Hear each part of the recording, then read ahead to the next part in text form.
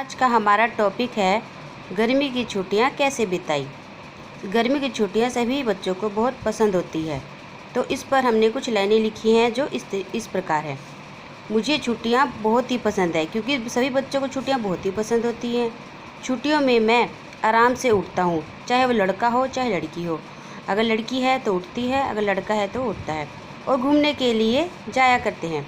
इस प्रकार हम बच्चे के पॉइंट ऑफ व्यू से लिख सकते हैं कि गर्मियों की छुट्टियां हमेशा मई महीने में होती हैं। इस गर्मियों की छुट्टियों में पहले अपनी किसी भी तरीके से लिख सकते हैं कि हम अपनी बुआ के पास गए, मामा के पास गए, चाची के पास गए, दादा दादी के पास गए। तो मैंने जो लिखा है वो मैं आपको बता रही हूँ।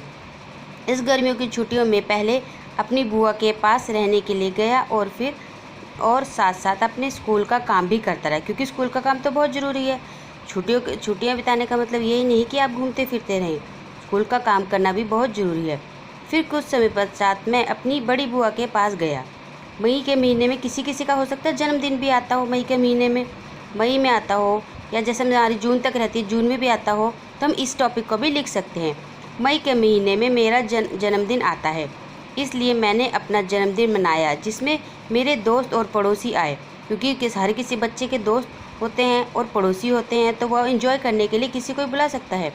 उसके बाद मैं मम्मी की मदद से अपना प्रोजेक्ट व चार्ट बनाया, क्योंकि बच्चा देखो कोई भी काम करने के लिए अपनी मम्मी की मदद लेगा, या ट्यूशन जाता है तो ट्यूशन वाले की मदद लेगा, या फिर अपने पापा की मदद लेगा। तो जो मैंने लिखा है उसके लिए मैंने लिखा है मम्मी की, क्योंकि मैं अपने बच्चे की मदद करती हूँ।